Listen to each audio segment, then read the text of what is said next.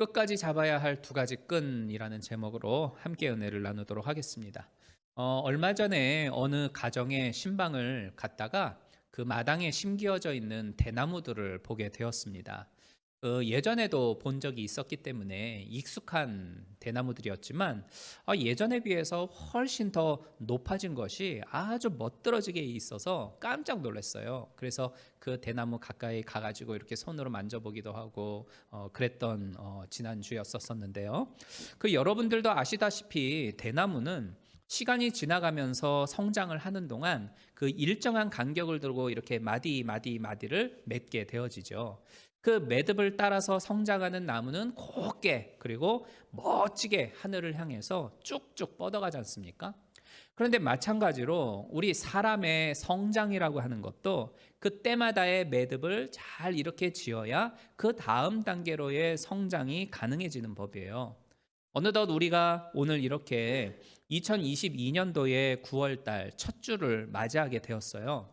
그 지난 9월 1일 날 새벽 예배 때에 나오셨던 집사님 한 분께서 목사님 벌써 9월 달이에요. 이제 한 해도 진짜 얼마 남지 않았네요. 이런 말씀을 하셨던 게 기억이 납니다. 정말 그렇죠. 우리가 막 해피 뉴 이어 막 이러면서 새해 인사를 한 게 엊그저께 같은데 벌써 3분의 1을 보내고 이제 3분의 1만 남겨놓은 시점에 우리가 지금 와 있습니다. 그래서 저는 생각을 해보게 되었어요. 우리들이 이 2022년도를 통해서 한층 더 성장을 하고 성숙해지는 존재가 되고자 한다면 이미 지나가 버린 3분의 2는 잘 매듭을 짓고 남겨져 있는 3분의 1의 시간을 지혜롭고 의미 있게 사용해야 되겠다. 이런 생각을 했습니다. 그리고 이것을 위해서 우리가 두 가지의 끈을 끝까지 붙잡는데 힘을 쓰자라는 말씀을 여러분들에게 오늘 드리고자 해요. 끝까지 잡아야 할 두 가지의 끈이다라고 하는 것은 뭐냐? 오늘 본문에서 우리가 찾아낼 수가 있는데 첫 번째 끈은 바로 소망의 끈입니다. 소망의 끈. 23절 말씀 우리 같이 한번 읽어보도록 할게요. 23절입니다. 시작. 또 약속하신 이는 미쁘시니 우리가 믿는 도리의 소망을 움직이지 않고 굳게 잡아. 여기를 현대인의 성경으로 보면 약속하신 분은 신실한 하나님이십니다. 그러니 우리가 고백하는 소망을 굳게 붙잡으십시다. 이렇게 말씀을 해요.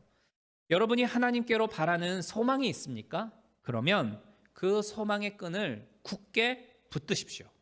그 끈을 놓치면 살아갈 희망을 잃어버리게 돼요. 잠언서 13장 12절에 보면 소망이 더디 이루어지면 사람의 마음은 상한다. 이런 말씀이 나오는데 이스라엘 백성들이 이런 상황을 겪었던 적이 있어요. 그러니까 애굽에서 종살이하던 그들한테는 바로 왕에게서부터 벗어나 가지고 자유롭게 살 수 있는 독립국가를 만드는 게 이들의 소망이었습니다.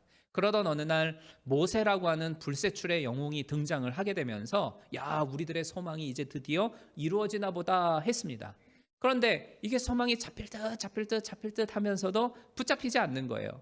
그렇게 한 해, 두 해, 3해, 세 해 이렇게 지나가면서 광야를 보내게 되어져요. 물론 그 힘들고 어려운 순간들마다 하나님은 특별한 기적을 허락해 주셔서 마실 물도 주시고 먹을 것도 공급해 주시고 지켜주시고 보호해 주셨죠. 그렇지만 궁극적인 그들의 소망은 이루어지질 않았어요.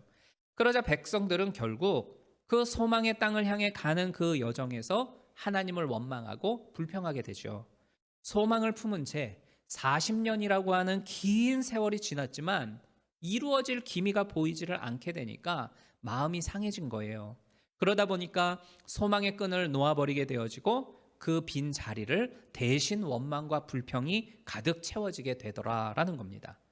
여러분, 때로는 이 소망이라고 하는 것이 오히려 사람의 마음을 더 힘들게 하고 상처를 되게 만들기도 해요. 내가 반드시 이게 이루어질 거야 라고 하는 그 믿음을 가지고 소망을 붙들고서 인내하면서 기다리고 있는데 하루하루 성실히 애를 쓰면서 살아가고 있는데 결국 그 소망이 물거품처럼 끝이 났다라고 한번 생각을 해보십시오. 그런 분한테 가가지고 더 열심히 일하시라고 그래야 소망을 이루지 않겠냐, 더 힘을 내서 달려가 보라고 이렇게 말을 하는 거는요 한없이 무거운 짐이 될 수밖에 없어요. 나 열심히 살았는데, 나 놀고 먹고 한 거 아닌데, 나 정말 최선을 다해서 살았고 정말 죽을 힘을 다해서 여기까지 왔는데 여기서 어떻게 나보고 더 힘을 내라고. 마지막 힘을 다 짜내가지고 살아오면서 소망을 붙잡고 있었는데 그게 이루어지지 않는다라고 하면 사람은요, 더 이상 일어날 수 없을 만큼 지치고 힘들어서 무너지게 되어져 있어요. 결국 어떤 사람들은 그래서 소망의 끈을 놔버리고 사망의 나락으로 추락을 하게 되는 거죠. 저도 한때는 소망이 전혀 보이지 않는 그 칠흑 같은 어두운 상황 가운데 갇혀버렸던 적이 있었습니다. 있는 힘을 다해서 소망을 붙들고서 간신히 버텨가고 있는데 엎친 데 덮친다라는 그 말처럼 나쁜 일이 계속해서 연결이 되다 보니까 이 마음이 급격히 무너지더라고요. 그래서 아파트 옥상 꼭대기 20층 올라가 가지고 그 난간 끝자락에 서 가지고 한참 바닥을 이렇게 내려보다가 옥상 구석으로 다시 가서 펑펑 울었던 그런 적이 있습니다. 죽을 용기가 있으면 살으라고요? 그거는요, 밑바닥까지 가보지 않은 사람은 절대 모르는 그런 감정이에요. 그런 말을 해서는 절대 안 돼요. 여러분, 이 누구나가 살아가다 보면은 내일을 꿈꿀 수 없고 그래서 소망이 없는 것 같은 그 상황에 막다른 지경까지 이루어지는 경험을 할 때가 있어요. 그때의 소망의 끈을 놓아라고 하는 강력한 사단마귀의 유혹이 우리의 마음을 도전하게 될 때가 있습니다. 그러할 때에 여러분의 마음을 굳건히 하십시오. 소망의 근거라고 하는 건 눈에 보여지는 상황이나 환경에서 찾을 수 있는 게 아니에요. 로마서 8장 24절에 보면 눈에 보이는 소망은 소망이 아니니 만일 보여지는 것을 소망이라고 한다면 누가 그 소망을 바라보겠냐, 이런 말씀이 나오죠. 그래서 이 소망이라고 하는 건 환경이 그럼에도 불구하고, 상황이 그럼에도 불구하고, 그 인간이 여전히 그럼에도 불구하고 희망을 놓지 않는 것입니다. 이거는요, 뭐 어떻게 해서든 잘 되겠지, 그래도 뭐 잘 되지 않겠어? 라는 식으로의 어떤 그 밑도 끝도 없고 그 근거도 없는 식의 그런 거에 아닙니다. 우리 그리스도인들이 가질 수 있는 소망의 근거가 있는데 그건 뭐냐면, 비록 지금도 여전히 힘들고 미래에도 달라지지 않을 것 같은 어려운 현실임은 분명하지만 궁극적으로는 소망을 이루어 주겠다라고 약속하신 신실하신 하나님이 계시다라고 하는 성경의 약속이 있기 때문이에요. 이 약속을 주신 하나님이 바로 우리가 소망을 가질 수 있는 근거가 되어지는 겁니다. 따라서 신실하신 하나님을 믿는 신앙, 그 고백으로 너의 소망을 굳게 붙잡으라 라고 오늘 본문 23절에서 말씀을 하고 있는 겁니다. 살아가시면서 가슴에 품고 있던 기도의 제목이라든가 이루어지기를 원했던 소망이 있었을 거예요. 그 소망을 가지고 여기까지 버티면서 살아왔는데 오히려 더 얽히고 설키고 꼬이고 더 이상 희망이 없어 보인다, 그럴다 할지라도요, 과거와 현재만을 가지고 판단하면서 나는 이제 이따위 소망 갖지 않을 거야, 다 필요 없어, 그렇게 생각하지 마십시오. 그럼에도 불구하고 굳건히 소망의 끈을 붙잡으세요.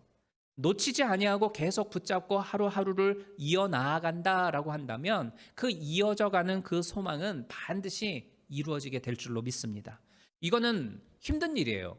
끝까지 붙잡고 살아간다고 하는 건 당연히 어려운 일입니다. 어려운 일이기 때문에 소망의 끈을 붙잡고 살아라, 성경은 말씀하고 있는 거죠. 어렵기 때문이에요. 그렇지만 어려울지라도 그것을 붙잡고 있을 때에 하나님의 기적은 마침내 경험이 되어지고 우리 인생은 한층 더 성장하고 성숙해 되어지는 것입니다.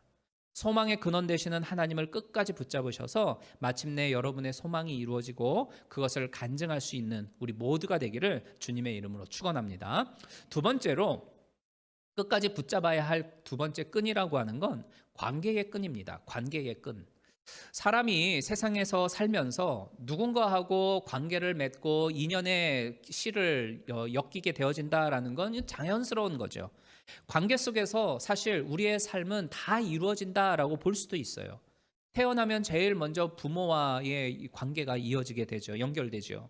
그리고 그것을 통해서 형제 자매와의 관계, 부부 관계, 친구 관계, 직장에서의 관계, 사업에서의 관계, 무수히 많은 관계들이 시작이 되어지고 유지가 되어지게 됩니다. 근데 이와 같은 이 관계의 끈이라고 하는 건 눈에 보이지를 않잖아요. 하지만 이 끈들이라고 하는 건 분명히 존재를 해서 서로를 연결시켜 주게 되어져 있고, 그 끈들을 아름답게 만들어 가야만 하는 게 어찌 보면 우리 인생의 전부일지도 몰라요. 인생의 참된 행복은 뭐냐? 내가 세상에서 무엇을 먹고 살아가고 있고 돈을 얼마만큼 쌓으며 살아가고 있느냐라기보다는 나하고 연관되어져 있는 사람들과의 그 관계를 얼마만큼 잘 맺고 살아가느냐, 이게 행복의 여부를 판단짓게 만듭니다. 그래서 키에르케고르라고 하는 유명한 철학자는 행복의 90%는 인간관계에 달려있다라고 하는 그러한 말을 남기기도 했어요. 그런데 한편으로는 또 인간사의 모든 고민의 시작과 갈등은 어디서 생겨요? 사람과의 관계에서 생기죠. 어떤 일을 하든 사실은 그 일이 힘들어서라기보다는, 그 일이 정말 힘들고 고단해서라기보다는 그 일을 하는 과정에서 만들어지는 사람들과의 관계가 힘들어지니까 일이 힘들어지지 않습니까? 그 관계 속에서 생겨나는 사람들과의 갈등, 거기에서 생기는 어떤 미묘한 그 스트레스, 이런 것들 때문에 삶이 힘들어지잖아요. 그리고 사실 또 진짜 문제는 뭐냐면 그 관계 속에서 생겨나는 갈등이라든가 여러 많은 그러한 스트레스들은 반드시 서로에게 상처를 주게 되어져 있기 때문에 어려운 거예요. 이 상처가 남겨지게 되다 보면 화가 쌓이죠. 그리고 막 부정적인 생각이 이렇게 생각과 마음 속에 막 층층이 막 겹쳐지게 되어집니다. 그러다 보면 사람들은 일반적으로 자기가 받은 상처 때문에 혹은 마음에 쌓여 있는 이 그 분노라든가 아니면은 부정적인 겹겹이 쌓여 있는 그 생각들 때문에 앞으로 생겨나게 될지 모르는 또 다른 부정적인 일들을 두려워하게 되어져요. 아, 훗날에도 저 사람 때문에 힘들어질지도 모르는데, 저 사람 때문에 더 열받게 될지도 모르는데, 막 점점 더 걱정이 되어지고 마음 쓰여지게 되어지죠. 그게 두려운 나머지 상대방과 연결되어져 있는 관계의 끈을 놔버리게 됩니다. 아, 내가 뭐가 아쉽다고, 저깟 인간 더 이상 안 만나면 되지. 내가 너 아니면 만날 사람 없을까봐 너 같은 인간 다시는 안 봐. 하면서 상대방하고 연결되어져 있는 그 관계의 끈을 그냥 잘라버리는 겁니다. 하지만 이런 태도는 바람직하지 않아요. 이꼴저꼴 다 보기 싫다고 다 잘라버리면 나의 인생은 한없이 외로워질 수밖에 없는 거죠. 특히 우리가 그리스도인으로서의 신앙생활을 하다 보면 신앙생활의 대부분은 어디에서 이루어집니까? 교회에서 이루어지잖아요. 그러다 보니까 교회 안에서 생기는 관계에 있어서의 갈등을 경험하게 되어져 있어요. 믿음 안에서 만나가지고 교제를 하면서 마음의 문을 열고 서로의 그 관계를, 인간관계를 형성하다 보면 친밀하게 되어지죠. 그러다 조금 있으면 그 친밀함이 갈등의 관계를 형성시키곤 합니다. 친해졌다 싶어지니까 생각 없이 말을 툭툭 던지게 되어져 있고 상대를 향한 어떤 행동이나 태도가 가벼워지게 되어져 있어요. 이 2022년도 1월 달부터 8월 달까지 우리가 교회 안에서 신앙생활을 하는 동안 어찌 보면 이러한 일들을 경험해 보셨을지도 몰라요. 여러 믿는 우리 성도들과의 관계 속에서 저 사람이 던지는 말 때문에, 아니면 저 사람이 보여주는, 저 집사님이, 저 장로님이, 저 권사님이, 어찌 보면 목사님이 행하는 어떤 태도나 어떤 그러한 그 자세가 내 마음을 아프게 하고 갈등짓게 만들었던 그 순간순간들이 어쩌면 있었을지도 몰라요. 그런데 따지고 보면 이것은 그만큼 서로가 친해졌다라는 뜻이기도 해요. 그런데 친해졌기 때문에 자칫 잘못하면 갈등이 생기고 그 관계 유지에 있어서 힘들어질 수도 있게 되어진다라는 겁니다. 그런데 자세히 한번 조금 곰곰이 생각해 보면은요, 스쳐 지나가는 사람들, 뭐 내 인생에서 별 볼 일 없는 사람하고 갈등이 생기나요? 그런 사람들하고는 갈등이 생기지 않아요. 모든 갈등은 친하기 때문에 생깁니다. 서로 안 친하면 아무런 문제가 없어요. 대부분의 경우 갈등의 상대는 내가 소중히 여기는 사람들 중에 한 사람이에요. 남편하고 아내 사이에 흔한 갈등이 있죠. 그 갈등은 결코 피할 수 없어요. 왜냐하면 세상에서 제일 친한 건 남편하고 아내 사이이기 때문입니다. 서로 틀어지고 갈등이 생겼다라고 하는 건 그만큼 서로 친하고 마음으로 의지하고 믿고 있었기 때문이다라고 하는 증거가 돼요. 서로 친하고 믿다 보니까 갈등도 생기고 실망도 하게 되고 다투고 싸우기도 하게 되는 거죠. 내가 쥐한테 얼마나 잘했는데 그따위로 나한테 말할 수 있지? 물론 상대방이 실수하고 잘못한 건 잘못한 거예요. 그죠? 잘못한 건 잘못한 거니까 그걸로 상처받을 수도 있고 화가 날 수도 있어요. 그렇지만 그만큼 친하기 때문에 서로 허물 없이 믿을 수 있는 관계다라고 생각을 했기 때문에 그렇게 행동하고 말도 할 수가 있는 거다. 이렇게 생각을 했으면 좋겠어요. 물론 친하니까 서로 더 조심하고 서로 더 주의해야 되겠죠. 그러나 그 반면에 친하다 보니까 서로 실수할 수도 있고 또 한편으로는 무례하게 굴 수도 있음을 우리는 넓은 마음으로 받아줄 줄 알아야 된다라는 겁니다. 비록 서로 믿고 이해해주는 친밀한 관계라 할지라도 어떻게 맨날 잘 지낼 수 있어요? 어떻게 맨날 서로 막 좋아 죽을 수가 있겠어요? 그 바울과 바나바를 한번 봐도 바울과 바나바처럼 그렇게 성령 충만한 그 대단한 인물들도 둘이 서로 대판 싸우고 서로 갈 길 가버리고 마는 그러한 모습을 성경은 보여주잖아요. 그런데 하물며 우리같이 평범한 사람들은 뭐 별거 있겠습니까? 더하면 더했죠. 하지만 중요한 건 그렇다고 해가지고 관계를 그냥 다 칼로 무자르듯이 다 싹둑싹둑 잘라서는 안 된다라는 겁니다. 그 관계의 끈을 잘라버리게 되면 회복의 기회는 다시 찾아오지를 않기 때문이에요. 24절을 보면 그 관계를 아름답게 만들 수 있는, 계속 이어나갈 수 있는 두 가지 방법을 우리에게 제시해주고 있어요. 첫 번째는 24절에 서로 돌아보아라고 했습니다. 서로 돌아보아, 서로라고 했죠. 서로. 이 관계라고 하는 건 한 사람의 일방적인 것으로만 이어지지를 않아요. 나하고 상대방, 상대방하고 나. 서로 자기 자신을 돌아보아야만 선한 관계가 유지될 수 있다라는 겁니다. 네가 잘못했어, 너가 문제야 라고 하기 이전에 서로 돌아보아라고 했잖아요. 나를 돌아볼 줄 아는 그 자세가 필요하다. 그래야 선한 관계가 유지된다라고 말씀을 합니다. 그리고 여기 돌아본다라고 하는 표현은 서로 배려해라라는 의미예요. 그 배려와 관련된 예화가 하나 있는데 서기 901년도에 그 후고구려의 장수인 왕건이라고 하는 사람이 견훤을 공격하기 위해서 이제 군사를 이끌고 쳐들어가게 되어집니다. 그러던 중에 버드나무 우물가에서 한 아가씨를 만나게 돼요. 그리고 그 아가씨에게 나한테 물 한 잔 좀 주십시오라고 이야기를 하자 이 아가씨가 물을 가득 담은 바가지에다가 버드나무 잎사귀 하나를 딱 띄어가지고 왕건에게 줍니다. 그러자 이 왕건이 야 이거 웬 왕건대기냐 막 이러면서 도대체 이 버드나무 잎사귀 이거 뭐냐, 왜 띄었냐, 이제 이렇게 물어요. 그러자 이 아가씨가 이게 급히 당신이 물을 마시다가 체할까 봐 제가 염려가 돼서 버드나무 잎사귀 하나를 띄웠습니다, 이렇게 말을 해요. 그녀의 그 지혜와 그 배려에 탐복한 왕건이 그 아가씨와 결혼을 하게 되어지는데 훗날 이제 고려를 세우는 태조 왕건의 첫 번째 부인이었던 신해왕후라고 하는 분이었습니다. 이 배려라고 하는 건 바로 이와 같은 거예요. 상대방을 생각하면서 저 사람이 급히 마실 수도 있는데 그러다 보면 체할지도 모르겠다라는 그러한 생각을 먼저 하고 그 사람을 위해 어떤 행동을 내가 해주는 거예요. 보살펴주고 마음을 쓰는 겁니다. 내가 말을 이렇게 하면 저 사람이 상처받을지도 몰라. 내가 이렇게 어떤 태도나 행동을 보이면 저 사람이 기분 나빠할지도 몰라 라고 하는 생각을 하고 그것을 취할 때에 그것이 바로 배려라고 하는 거죠. 그리고 배려에는 또 다른 한 가지 뜻이 있습니다. 그건 뭐냐면 상대방이 좋아하는 것을 해주려기보다는 상대방이 싫어하는 것을 하지 않는 것이 배려가 가지고 있는 뜻이에요. 이건 사랑이 가지고 있는 뜻하고 똑같아요. 사랑도 역시 내가 누군가를 사랑하기 때문에 그 사람이 좋아하는, 그 사람이 원하는 그 무언가를 해주려고 하는 걸 우리는 흔히 사랑이라고 생각합니다. 그러나 성경적인 사랑의 첫 번째 의미는 상대방이 싫어하는 것, 상대방이 원치 않는 것을 내가 하지 않는 것이 바로 사랑이 가지고 있는 첫 번째 의미예요.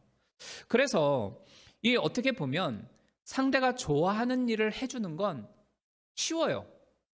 상대방이 원하는 것, 상대방이 기뻐할 만한 것을 내가 해주는 건 어떻게 보면 되게 쉬운 일이에요. 그런데 저 사람이 싫어하는 것이 무엇인가를 생각하고 그거를 알아가지고 행동하지 않으려고 하는 이 배려는 훨씬 더 어려워요. 그만큼 그 사람에게 더 많은 관심을 가져줘야 하고 마음을 써야만 저 사람이 저럴 때 싫어하는구나, 저 사람은 이런 걸 원치 않는구나 분명히 알 수 있잖아요.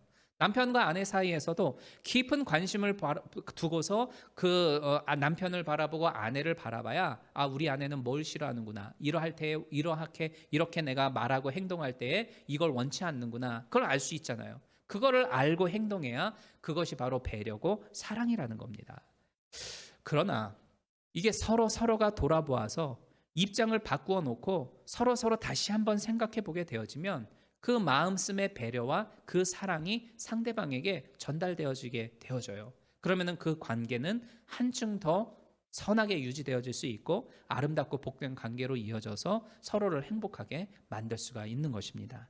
우리가 서로를 배려하고 그리고 서로를 성경적인 사랑으로 사랑할 수 있는 그런 선한 관계들이 되어졌으면 좋겠습니다. 그리고 그것을 통해서 올 한 해에 아름다운 열매를 맺는 우리 모두가 되기를 주님의 이름으로 축복합니다.